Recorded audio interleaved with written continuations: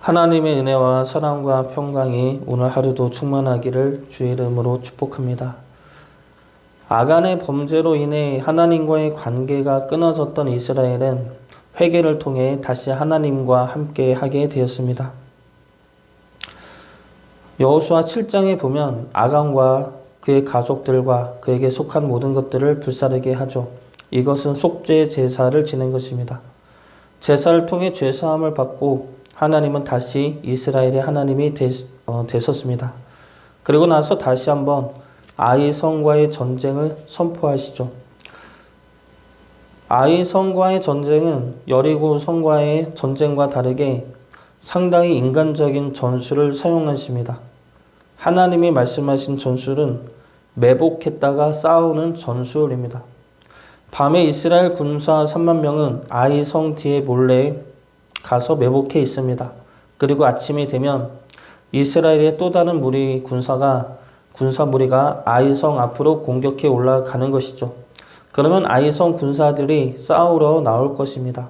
이미 한번 이겼던 자들이라 방심하고 성 밖으로 나와 이스라엘과 싸울 것입니다.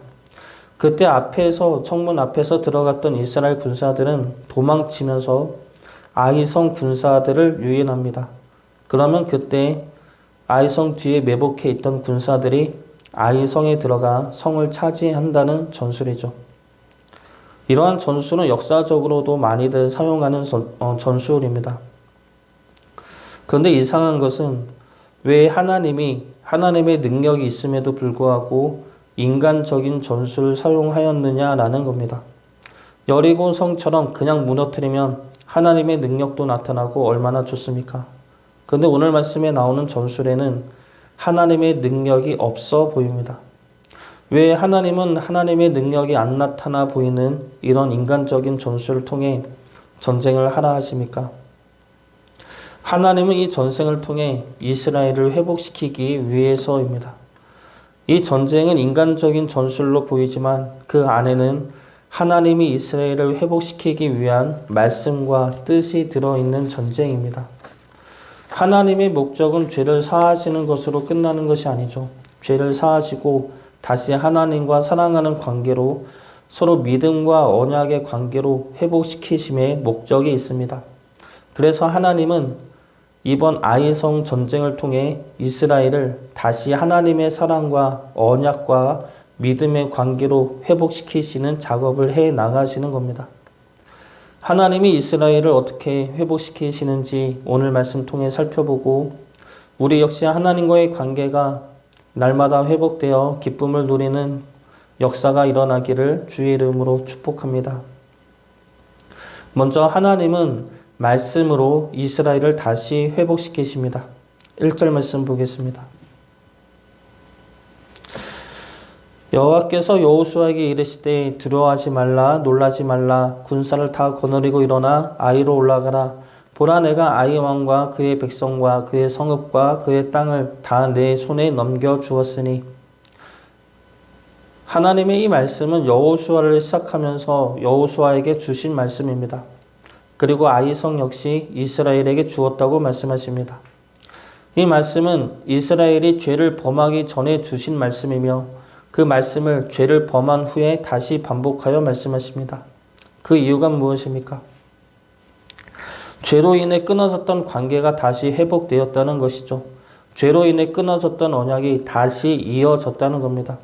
그러니 전에 주었던 말씀이 여전히 너희를 향한 언약과 능력이 된다 말씀하시는 겁니다.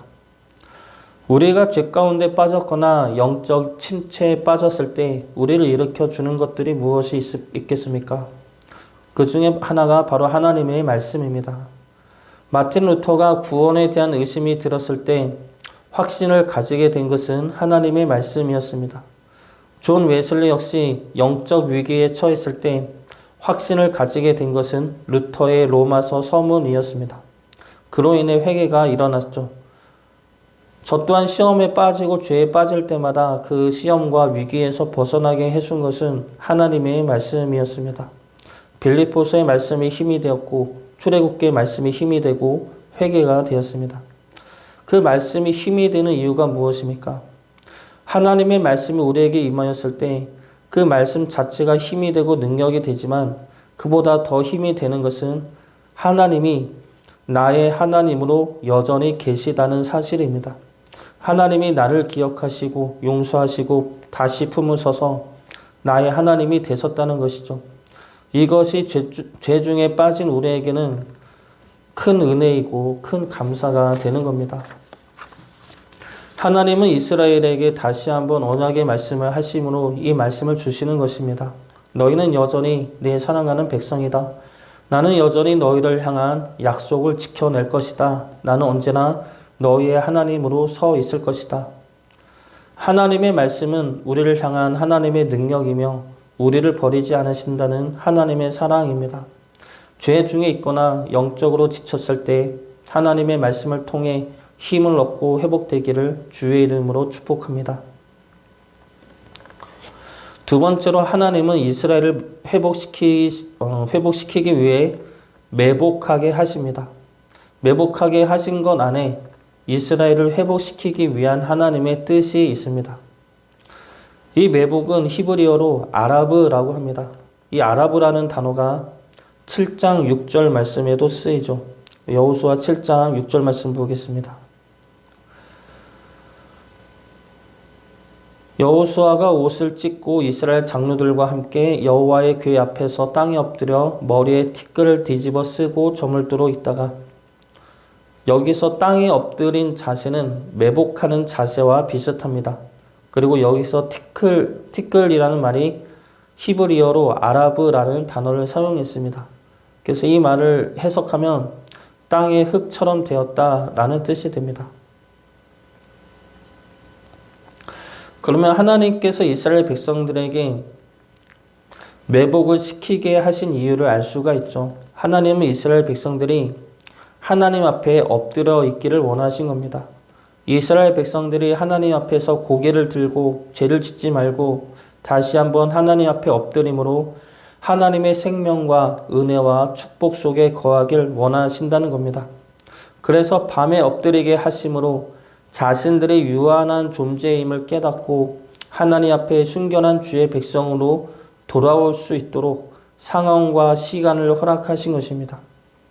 우리에게도 이러한 시간이 필요합니다. 죄란 하나님 앞에 고개를 드는 것이죠. 하나님 없이 살고자 하는 마음이기에 하나님 앞에 엎드리지 못하고 뻣뻣하게 고개를 치켜 세우는 겁니다. 그래서 하나님의 말씀도 필요 없고 도움도 필요 없고 은혜도 필요 없다 느끼는 것이 죄라는 것이죠. 우리도 이 세상 살면서 이러한 유혹에 얼마나 쉽게 당연하게 빠질 때가 많았습니까? 세상에서 먹고 살기도 바쁜데 하나님의 말씀을 보고 뜻을 구할 시간이 어디 있습니까? 하루 벌어 먹기도 힘든데 무슨 예배 들을 시간이 어디 있습니까? 기도할 시간을 주어야 기도할 수 있지 않습니까? 우리는 하나님의 말씀대로 살지 않으면서도 그것이 어쩔 수 없지 않느냐며 하나님 앞에 고개를 들고 대드는 자들입니다. 그러나 그렇게 바쁘고 힘든 것이 내 힘과 내 능력으로 살려 하기 때문이 아닙니까? 내 힘으로 먹고 살기 위해 바쁜 것이지 하나님이 안 도와줘서 바쁜 것은 아니지 않습니까? 순서를 잘 생각해야 한다는 것이죠. 우리에게는 하나님이 먼저입니다. 우리가 승리하기 위해서는 우리 힘과 능력이 아니라 하나님 앞에 우리가 먼저 엎드리는 시간이 있어야 합니다. 그것이 세상에서 뒤처지고 더 힘들어지고 더 어려워 보여도 실제로 그렇게 된다 하더라도 최후 승리를 원한다면 하나님 앞에 먼저 엎드려야 합니다. 그래야 하나님의 능력이 임하여 승리할 수 있기 때문입니다. 하나님 앞에 먼저 엎드림의 시간을 가질 수 있기를 바랍니다. 엎드림의 시간을 통해 하나님의 승리를 보고 증거할 수 있기를 주의 이름으로 축복합니다. 마지막 세 번째로 하나님은 이스라엘을 회복시키기 위해 아침의 시간을 준비하셨습니다. 아침은 승리의 시간이죠. 하나님은 여호수아에게 아침 일찍 전쟁에 나가게 하셔서 전쟁을 승리로 이끄셨습니다. 그래서 아침은 승리의 시간이고 소망의 시간입니다. 하나님은 이스라엘에게 그 시간을 주심으로 다시 한번 하나님의 승리를 맛보게 하십니다. 그래서 하나님의 말씀에 순종할 때 우리는 승리할 수 있음을 알게 하시고 기억하게 하시는 것이죠. 그러나 우리가 엎드리는 시간은 어두운 밤의 시간입니다. 그래서 아무것도 보이지 않는 두려움의 시간일 수가 있죠. 과연 아침이 올까 싶은 어둠과 두려움의 시간일 수가 있습니다. 그러나 밤이 지나면 아침은 반드시 옵니다. 밤이 아무리 어둡더라도 새벽이 되면 어둠은 빛에 굴복될 것임을 우리는 알고 있죠. 밤이 어두우면 어두울수록 그 시간이 길어질수록 우리에게 남은 것은 밝아질 아침뿐입니다. 우리의 엎드림의 시간 역시 마찬가지입니다. 우리의 엎드림의 시간이 지나면 하나님은 승리의 시간을 주시죠. 그때가 되면 우리의 엎드린 시간은 충분한 승리와 축복과 기쁨과 감사의 시간으로 바뀌어질 것입니다. 하나님은 우리를 엎드리게만 하지 않으십니다. 그 시간을 통해 승리의 아침과 빛의 날로 이끌어 가십니다. 그러므로 우리가 하나님 앞에 인내와 소망을 품을 수 있는 것입니다. 하나님이 우리를 승리케 하시어 승리와 빛 가운데로 인도해 내실 것입니다. 그 날을 기쁨과 소망으로 바라보며 지금의 엎드림의 시간을 인내할 수 있기를 주의 이름으로 축복합니다.